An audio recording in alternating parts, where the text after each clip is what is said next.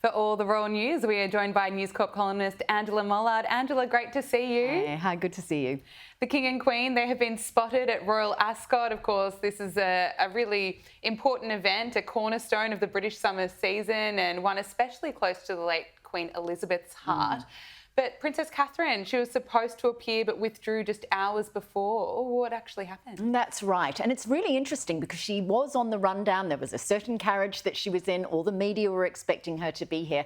But this shows how dynamic her life is at the moment, that she may be there, she may not be there. And that will all be related to how she's feeling.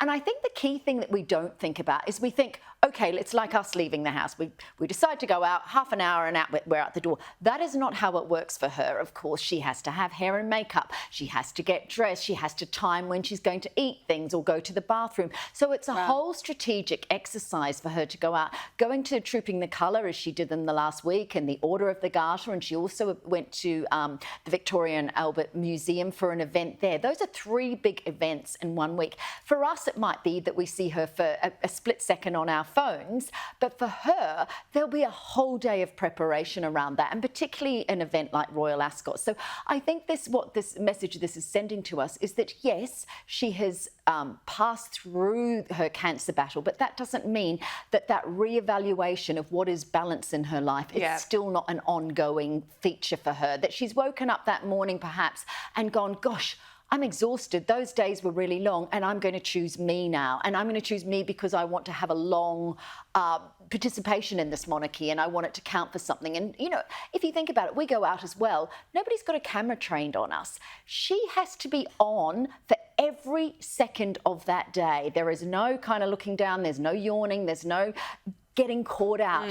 The attention that requires would be mentally really demanding. So, you know, we've got to expect that this is going to happen, and from other members of the royal family too. Absolutely. Well, it would have been exciting for everyone else at Ascot. Disappointing, I suppose, that Princess Catherine was not there, but at least they got to see King Charles and Queen Camilla. And those gorgeous hugs between Zara and the King. And, you know, it's good. It's good to see the other members of the royal family. Absolutely. Now, Prince Harry and Meghan Markle are losing staff once again. 4 staff members have left in recent weeks, according to People magazine. And they're, of course, not the first staff members to quit. Around 20 staff members have quit working for Harry and Meghan since they first moved to California 5 years ago. What's happening here? Look, this is interesting because they just hired new staff members who are going to be across the team, really good people who had been working for major groups like Google and Apple and Netflix. So very, very experienced people.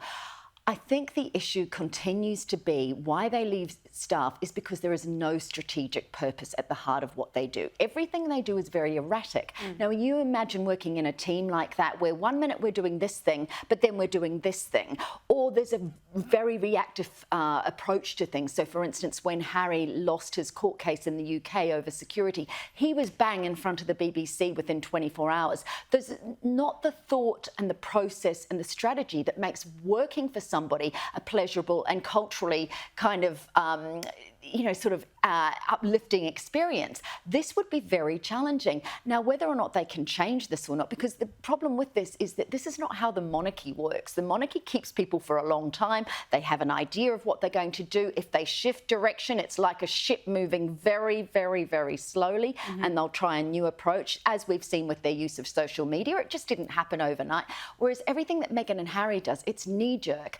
And so leaving, Megxit, you know, Meghan's business, so many things that Harry does. I'm going to do this, and then Centre Barley's falling over, and you know he's saying he's going to write, you know, when he was going to write Spare, and then you know there was some idea that maybe there were problems with Spare. He told too much. There's not the thought that's going. There's not the thought that's going into that. There's not strategy, and for people to work in that environment must be very, very hard. They all sign NDAs though. If they could, one of them could actually speak out at length, we'd get a much better idea of what it's like in the goss. Well, we do have an update on Meghan Markle's new lifestyle brand as ever. Apparently, she'll be releasing new products. In an episode with Arise with Emma Greed, Meghan explained that she'd been planning to offer plenty more products. Let's take a listen to this. Okay, let's take this opportunity to grow, to have exponentially more SKUs as well as more inventory. And that's what we've been doing. We went right back to making sure we could scale up to that level. Yes. And have the quality meet the quantity, which was very key. And then if we have that opportunity of more time, the luxury of that is, well, the products that have been in development that were going to be punted to this quarter, should we pull this in to this next launch? What do you make listening to her on that podcast, first of all?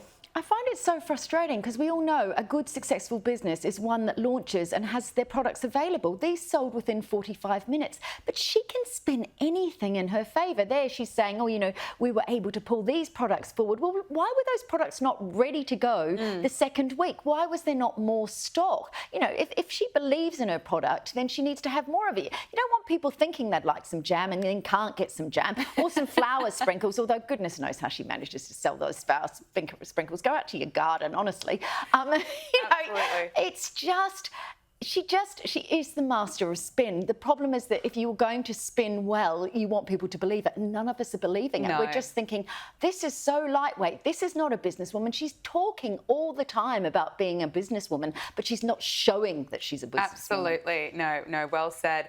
Now, the Duchess of York, Sarah Ferguson, has opened up on social media highlighting the importance of mental health awareness. She revealed that she recently visited a clinic in Zurich which specialises in care for people struggling with complex mental health issues, also around addiction. What more can you tell us about this?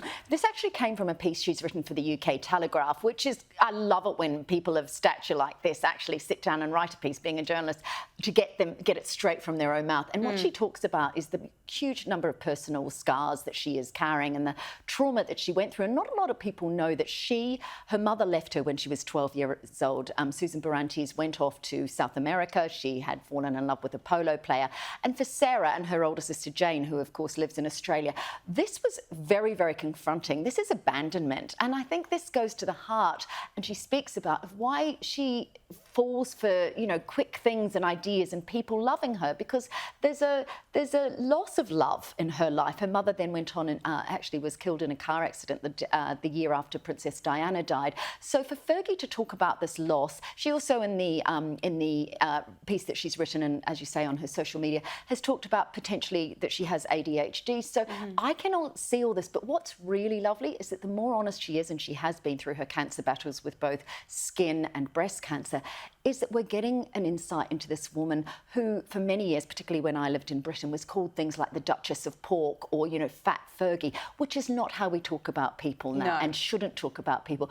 I think there's a lot of goodwill towards Fergie. She's an incredible mother. She's very loyal to Prince Andrew. And the more she talks about, not in a Meghan style way of telling her truth, but in a way that connects with other people, I think the love and the feeling for her will continue. Yeah, absolutely. You know, very powerful, and to open up and be so vulnerable about her experiences, I think will absolutely connect in an actually authentic way. Now, Prince Harry's Invictus Games Foundation has announced that 6 nations have come forward with ambitions to host the 2029 Games, and among those submitting a bid was Ukraine, despite the ongoing conflict. It's hard to believe that you could hold an event like that with the ongoing geopolitical issues that are going on there. But interestingly, of course, Harry went to Ukraine just a couple of months ago and met with veterans who had, people who'd worked within the military, but also those who were in rehabilitation centres as a result of the injuries they've sustained during the war. So we understand, according to the outgoing head of Invictus, that there are 100,000 people in Ukraine now who are amputees or who are people that could potentially take part in the Invictus Games. Just the notion that Ukraine may be in a space to be able to do that in 4 years' time is heartwarming. Whether or not it happens, it shows why Harry's central sort of philosophy around Invictus will have, resonance for years to come, because it's not just, war as it continues will have the Iranians, the Israelis, there's all these countries and all these people who are affected and who could potentially take part in these sorts of the games in the future. But what a lovely idea to think that Zelensky might win that war and that the games can take place there. I mean, who knows, but hopefully. Hopefully. Angela Mollard, thank you so much for joining us on Power Hour. Thanks.